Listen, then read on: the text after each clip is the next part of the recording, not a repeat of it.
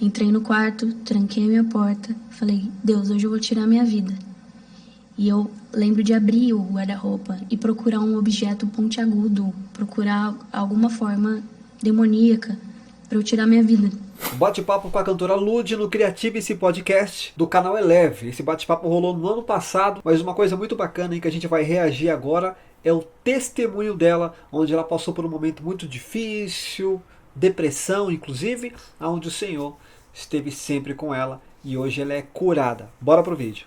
Porque hoje, por exemplo, eu tenho os meus pastores, eu tenho os meus líderes, e é excepcional que a gente dê voz a eles. É excepcional que a gente tenha uma igreja. É excepcional que a gente priorize isso. E eu não priorizava, uma adolescente que queria viver a vida e muitas vezes não dei voz aos meus líderes. E por isso que eu passei por tanta coisa, né? Eu tive depressão. Com os meus 19, 20 anos eu tive depressão. E foi um período muito difícil porque criada na igreja, com depressão, filha de pastor, falta de Deus. Muitas pessoas demonizam, né? Exatamente. É incrível como ainda hoje, com todo o acesso, com toda a tecnologia, as notícias aí no celular, e a gente ainda demoniza a depressão. Fala que é falta de Deus, fala que é pecado. Infelizmente, claro, não vou generalizar, mas ainda há esse tabu depressão dentro da igreja. E não pode ser um tabu porque tem muita gente dentro da igreja com problemas psicológicos e precisam de cura, precisam de tratamento. E eu escondia muito isso, né, das pessoas, da minha família. Tinha vergonha de falar sobre isso, sobre esse tema. E eu cheguei nessa situação exatamente pelas escolhas que eu fiz. Porque eu tive chance de escolher a coisa certa, sabe? Eu tive a oportunidade de ouvir os meus pastores. Eu tive a oportunidade de ir pelo caminho que o Senhor queria que eu fosse, porque eu sabia que aquele era o melhor caminho. Mas eu escolhi o meu caminho. E quando a gente escolhe o nosso caminho, longe da direção de Deus, a consequência é sempre, na maioria das vezes, negativa, né? E eu passei por essa depressão, eu tinha muita vergonha de contar para as pessoas. Eu acordava todos os dias querendo tirar minha vida. E era assim, Deus, eu sou motivo de vergonha para os meus pais, por conta das decisões que eu tomei. Hoje era para eu estar assim e olha onde eu tô. É incrível como pessoas que estão em estado de depressão, a primeira reação delas é realmente esconder. Principalmente pessoas cristãs, jovens, adolescentes que estão na igreja, muitas das vezes até estão em um cargo dentro da igreja, mas a primeira reação delas, a primeira atitude é não ter atitude, é esconder isso da liderança, dos pais. É muito ruim, porque você fica com os pensamentos, olha, hoje não vai dar certo, vou tirar minha vida, como ela está falando aqui, e o inimigo só quer uma brechinha para entrar. Então, a gente tem que prestar um pouco mais de atenção. E outra, a pessoa depressiva, ela deixa sinais. É bom a gente ficar atento aí. Hoje era pra eu estar vivendo tal coisa, olha o que eu tô vivendo.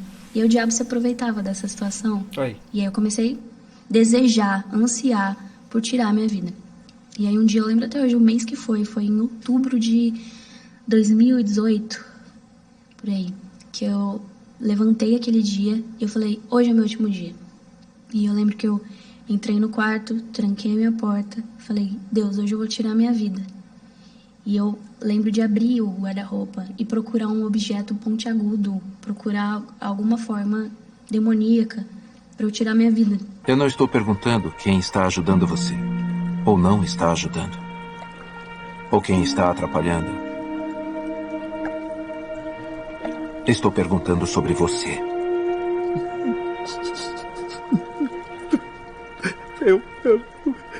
Eu tentei. Por muito tempo, eu sei. E você não quer falsas esperanças de novo, eu entendo. Eu cheguei chorando pedindo ajuda. Sério? Sério. Sério. Uau. Pra mim foi o Espírito Santo que me levou. Uau. Incrível, Cheguei chorando, falando, me ajuda, me ajuda, me ajuda.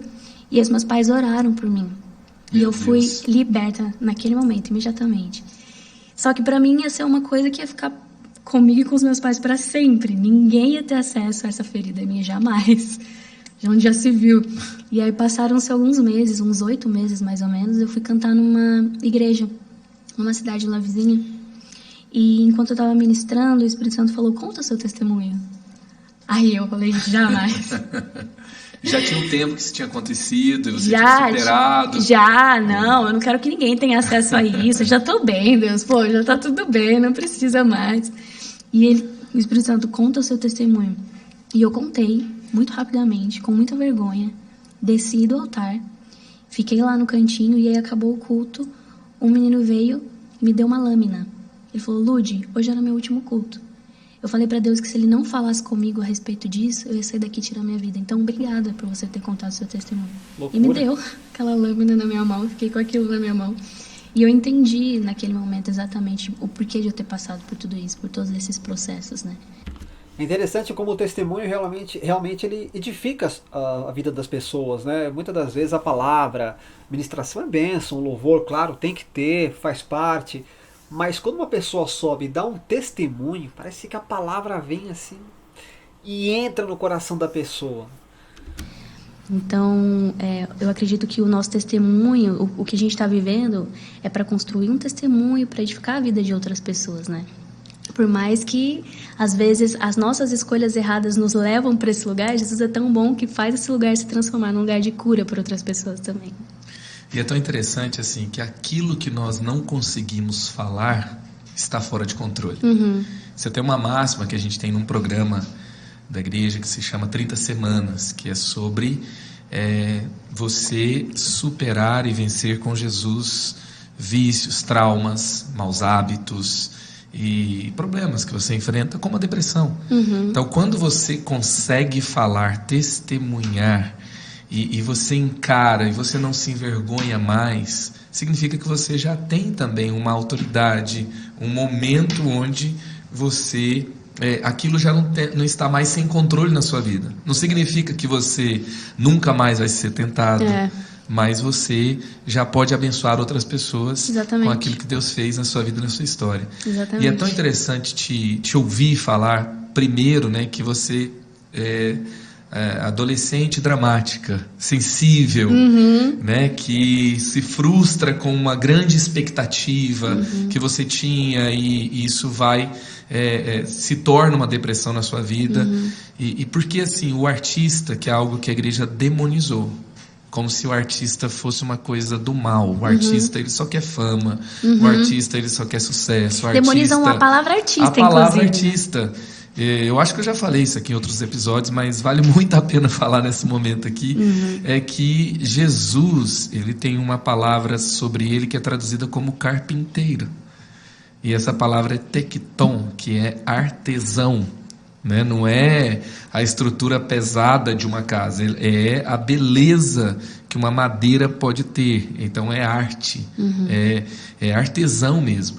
E a primeira pessoa que Deus enche com seu Espírito na Bíblia é Bezalel, que significa ser escondido em Deus, para Deus revelar na hora certa. Ele é um artista, ele é um presente de Deus para a construção do templo.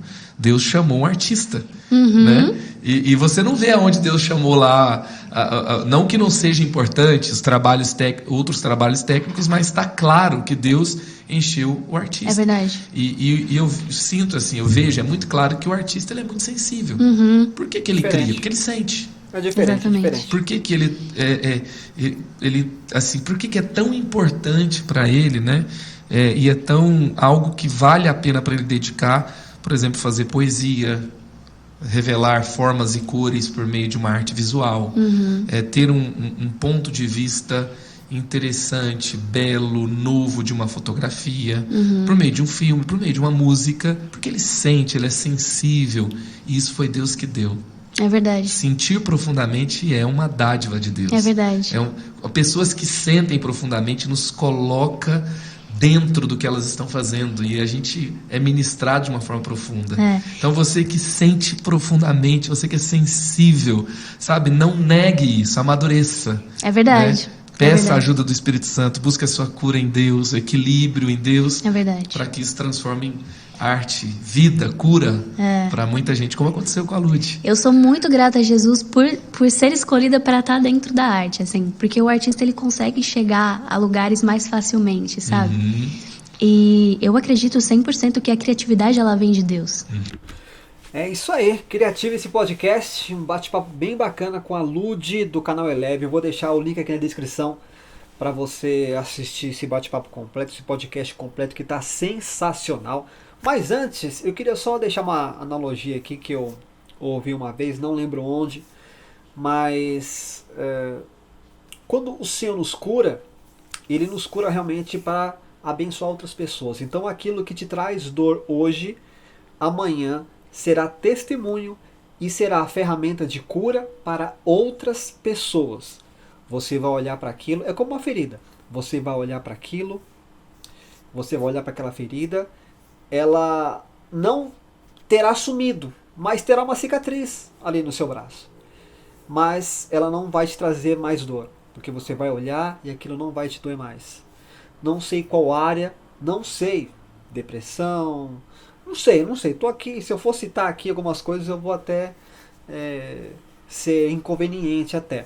Mas aquilo que te traz dor hoje, amanhã será ferramenta de cura para outras pessoas. Então por isso que é tão importante testemunhar, assim como a Lud fez. Passou por um momento de depressão, a ponto de querer tirar a própria vida, falar, não, Senhor, hoje é meu último dia. O Espírito Santo falou, não, peraí, se você fizer a sua última oração, eu só preciso de mais uma oração. E ali ela fez oração, não sei como ela apareceu na sala de casa, ali os pais pastores oraram pela vida dela, curada. Tempo depois, Senhor, eu vou deixar aqui escondidinho ali para ninguém saber. É meio que vergonha também, né? De repente. Não, você vai testemunhar. Porque outras pessoas estão passando por que você passou hoje. Outras pessoas estão passando hoje por aquilo que você passou. E elas precisam ser alcançadas também através da tua vida. Então é sempre bom testemunhar aquilo ao qual o Senhor fez na tua vida. Como eu disse no meio do vídeo, muitas das vezes a ministração, claro, bênção alcança, atinge o coração, louvor também, mas o testemunho, meu amigo, aí é diferente. Eu fico por aqui, Deus abençoe, não se esqueça de dar um like nesse vídeo, se inscreva no canal e até mais.